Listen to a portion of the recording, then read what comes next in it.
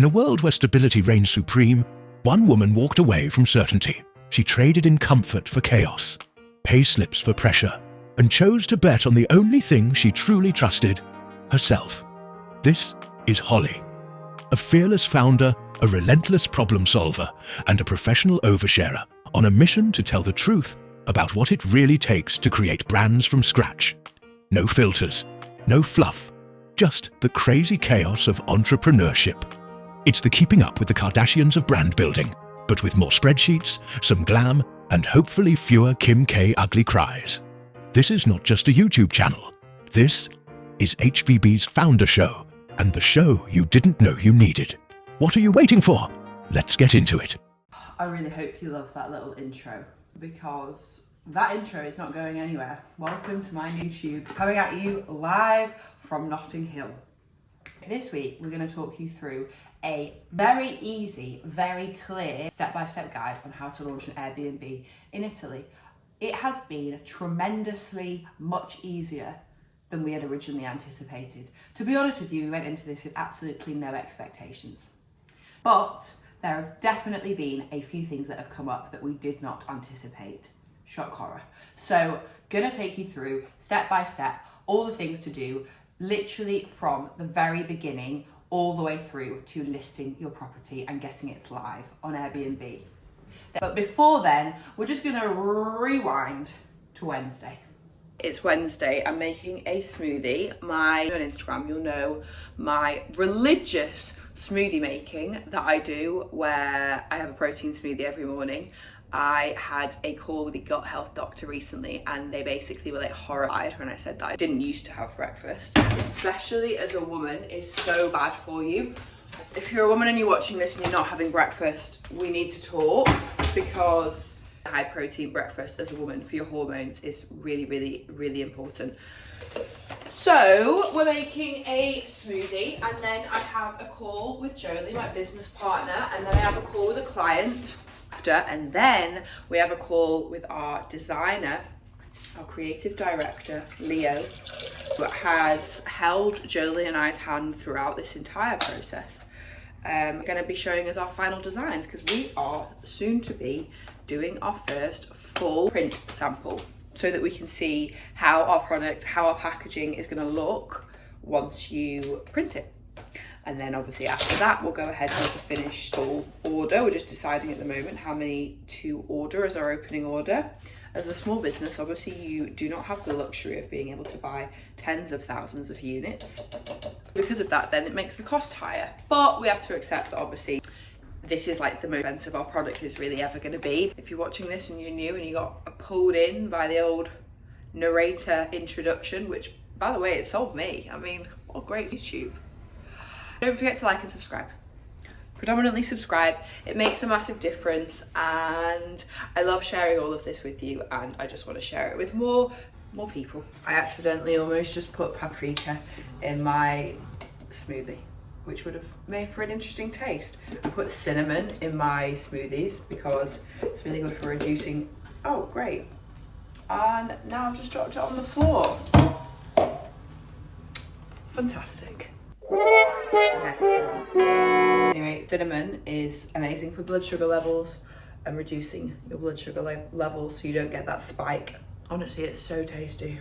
I'm not a massive sweet person, but this just means I get like a bit of a sweet kick whilst also doing good things, you know? Hey there, fellow adventurers. I'm drinking espresso in your own Italian getaway and making some extra euros at hosting an Airbnb. I use ChatGPT for my scripting sometimes, because it's just, quite honestly, it just makes it a lot easier, but not when it gives us crap like this. That's not how I speak. So we're not going to go down that route. I'm just going to take you through a step-by-step, very easy 10-minute guide on how to launch property in Italy. Step 1, find yourself a delicious, lovely, very attractive, very kind, very sweet Italian boyfriend. Come on in. That t-shirt is very short. Thank you. Yes, it's a tank top. Lovely, my love. I am going. Don't worry. I'll stop interrupting. Do you have anything to say? I love my girlfriend. You're going to end up being the poster child or poster boy for positive, healthy lovely relationships. Seriously. Step 2, visit their hometown. Preferably their hometown, because if you visit their hometown, they're very familiar with the area. They would most likely have contacts in the area, and it will just make the whole process a lot more smooth. Step 3, we're going to talk about finding the properties. Now, in Italy, one of the best places that we sourced properties from was a website called Idealista.uk. It's .com. Idealista, and they have a ton of properties on there. Donny scoured the Idealista website, noon, day, evening, and midnight, you name it. He was on that website searching for properties. That is probably what you want to use for finding your properties, is most definitely use websites that are local to the area in which you are searching for properties. What we take for granted in the UK most definitely is the ease of access to things like booking.com or Rightmove, or what's the other one called? It's not Rightmove, it is, I want to say Goopla, but it's not Goopla. What the fuck is that? Goopla. So we have access to all of these websites that are really quite highly functioning and super easy to use, and we can take for granted the ease of those, but they don't have those things in Italy. So we use a website called Idealista. There's loads of property sites where you can source properties from, but I would definitely start with using local grassroots websites, even just limited to or local to the country, let's say. Don't start searching on Rightmove, that will get you nowhere.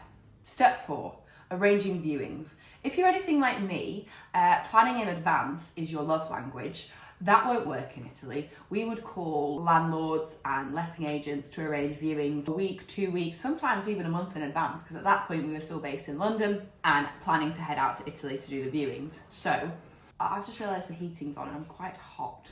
I can't open a window because then it will be too noisy for you all. Anyway, step 4, book the viewings maximum 24 hours in advance, maybe 48 at a push. Don't expect a letting agent or a landlord to be interested in a viewing in 3 weeks' time. Italians just don't work that way. They're just focusing on what they're having, what pasta they're having for lunch. So don't bother with any of that. Just call up the day before and arrange a viewing. For example, with us, we were doing viewings in Ostuni, we went to Loca Rotondo, where else did we do viewings? Savoletri. Obviously, Italy is quite a vast place. We were localised, we were focusing our efforts in Puglia. But you do need a car. Definitely get a car when you're doing these viewings, because you probably will have to move around a lot, and it just means that you're a bit more agile. Donny's father kindly lent us his car. It pays to have family and friends in generous places. Step 6, I think we're on step 6. More of a thing to note when doing your viewings, make sure that you look for especially these 3 things. You want to ensure that the property is really well maintained. It doesn't need to be perfect, and obviously the Italian, especially Pulian lifestyle is a little bit rustic, but you need to ensure that the property is relatively well maintained. You will realise after doing a few viewings that not all properties are displayed in that way, and I think all that's going to do is just make your life very much harder once you've secured the property and you've moved to contract, and then you have to jazz it up for the guests. It just means more work your side, so it's finding a balance. 2, make sure that you have properties that have easy access by car. Most of your guests are going to be arriving by car, and you want it to be not too remote, but not too much in a popular area that you are surrounded by competition. For example, when we went to Ostuni, we saw a few properties there, beautiful properties, very cool apartments. If you've ever been to Ostuni, it's back on a hill, and it is just insane, stunning views of basically all of Puglia. Bellissimo. However, a bit too much competition. Thousands and thousands of Airbnbs are in Ostuni, so obviously then you just need to weigh up how are you going to set yourself apart. And what we realised in Ostuni was people love a hot tub. Who knew? In Italy, people just love hot tubs. I'm not quite sure why, but hot tubs are big fans of hot tubs. A lot of the properties had really unbelievable views, terraces. So you have to ask yourself, how is your property going to weigh itself up next to the competition? And if it's not on par with the competition, all that then means is you're going to not be able to charge the rates that you want. We ended up going with the Masseria, which is quite a large property. It's 4 bedrooms, space for 9 people comfortably, but you could definitely fit more. 2 huge terraces, surrounded by quite a lot of open land and greenery and everything, which is just so nice. But I would say We ended up going for a property in an area that probably has maybe 4 or 5 properties max in the very immediate area, which then means that obviously you have much fewer competition, demand potentially might be lower, however you can charge a more considerable rate if you are obviously having a property that's a little bit bigger than say an apartment. Step 7, this is a really important one because ultimately without it you won't be able to list. You need to be open with your landlord from the beginning about the fact that you want to sublet. If you aren't, then it will just make for a really difficult conversation later down the line. We gently eased ourselves into this conversation. When it comes to dealing with Italians, I would definitely recommend be slow and steady. As you may or may not have realised, I'm quite brash and, or rather just direct. I don't want to be known as brash, but just direct and maybe not the softest. I try to be. So you have to be quite gentle with them on the approach with that. Let's not be aggressive. Let's just have open, flexible, lovely conversations. They love a conversation. They love limoncello and they love cornettos. Pass-ons to you and I. So let's go with that easygoing lifestyle and not be too pressure heavy at the beginning. And we found that worked for us really well. Step 8, making an offer and signing contracts. We did not realise that in Italy, their preference is to sign contracts in person. I don't know why I needed to add the pen for this. So we had actually already left Italy by the time that we'd found the property. We put the offer in, we got back to London, we made the offer. Donnie did it all over the phone. Actually, that's a lie, we went to Rome. We put the offer in there. We got him to agree, fantastic, really happy with the terms, really happy with the rent. Don't be afraid to negotiate, you definitely can negotiate. And I must caveat that all of these conversations were happening thanks to Donnie. The landlord doesn't speak really much English. So I've taken a back seat on this part, but I'll step in when it comes to the Airbnb listing. Anyway, so he accepted the offer and then we went back to the UK and basically had to sign the contract, but then he said, no, you need to sign the contract in person. Donnie was fortunately travelling for work anyway, so he flew out to Italy on the way to his next destination, signed the contract and then left. So just factor that in, especially in European countries where they're a little bit old school, you will need to sign the contract in person. So just factor that in when you're thinking about the properties. Maybe don't leave as hastily as we did. And like I said, you just want to make sure that the property is available to sublet and that there's nothing in the contract that stipulates that you can't sublet it, because that will just end up being an absolute pain in the arse. Step 9, you're going to need to return to the property. If you haven't already left, then you're still there, and make sure that the property has everything that you need, and it most likely won't, so you're going to need to do an IKEA trip. You can check my previous video for what you'll need for that. Let's just say a lot of duvets and home textiles. Obviously don't take for granted. Guests need towels, our property is quite big, so you need a lot of towels, you need a lot of duvets, you need a lot of spare sheets, all of that stuff. I would do a checklist and also plug into ChatGPT the essential items that you're going to need to have in a property that you're renting. So for example, fire extinguisher, first aid kit, carbon monoxide alarm, and then honestly really anything else is just considered extra. Wi-Fi, for example, we had to go to a Vodafone in Bari and secure the Wi-Fi because they didn't have Wi-Fi, and move over the energy providers and stuff into our names, which we've done. So create a checklist of all the things that you need, head out to IKEA. You can literally get it done in half a day. But don't buy any sunbeds because you'll struggle to fit those in your car. I don't know if you can hear him in the background, he's singing.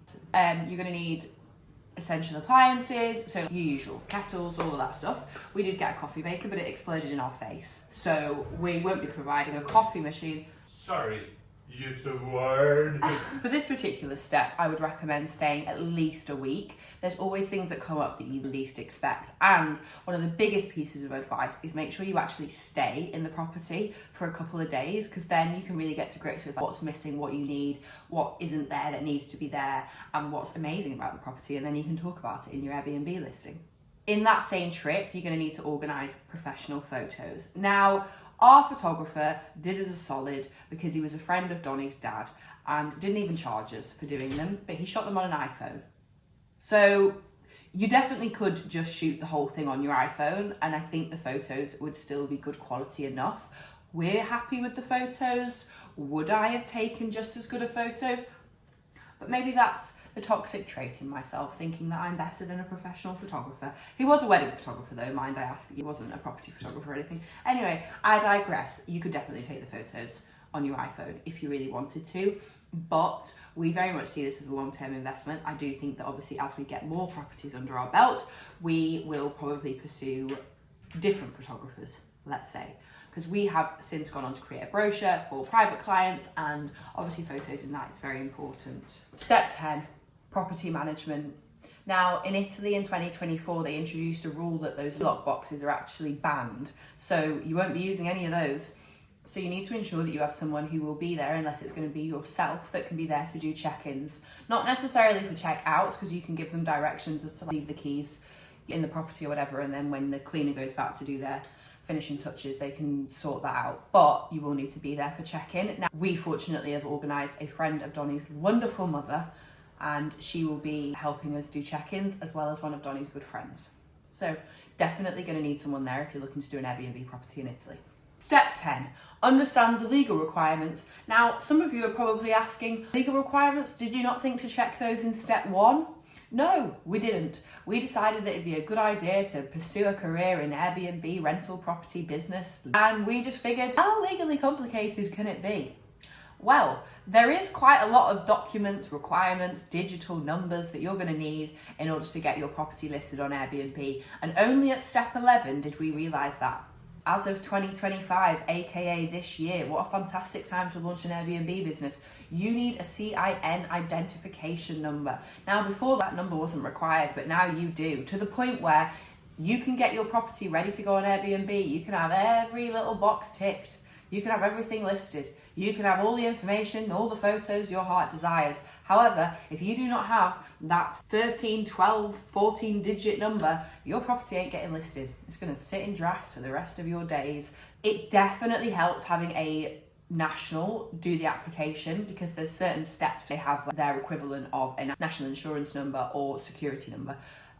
So that definitely helps, but it's not essential, and you can still figure it out without it. But these steps are relatively easy and they are all done online, so it's not too complicated, but that is definitely one thing that I would look out for and factor in when looking for properties. And also something that you can ask in the viewings, like ask the landlords, do you have a CIN number? So if your landlord does have a CIN number, you do have to have the conversation as to whether they'd be willing to obviously retract that in order to allow you to pursue one. They physically will not let you press live unless you have that CIN number, so it's very important. All right, step 12, listing the property on Airbnb. I cannot stress how easy this is. If you've used ChatGPT to create the framework of your listing, plug in the details of your property, plug in specific features, things you want to talk about, and then basically from there, you can create a sensational listing with photos and everything else. Everything on Airbnb is really automated. It categorizes all your images for you. You can go in and add as much or as little detail as you want. My recommendations would be that you want to ensure in the first paragraph you've got like heavy hitters of key points.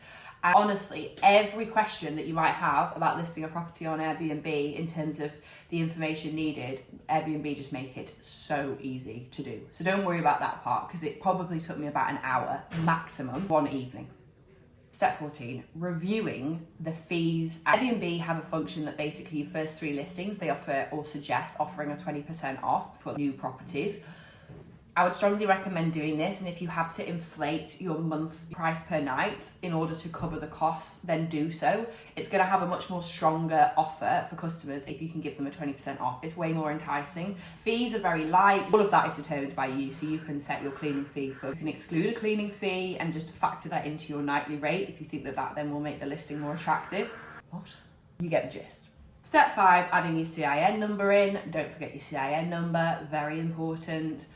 We're getting ours today, and then once we've got that, we'll hit list. I will show you all of this on screen. And that is literally it. Your property's listed, you're ready to take bookings, and hopefully your Italian property is far more peaceful than central London. I hope you found these steps helpful. If you did, you know what to do. Subscribe. See you next week. You've all had fantastic weekends, and I'd love to know if you've listed a property on Airbnb and how you found the whole process and how you're finding it so far. Are your bookings flying in? One can only hope.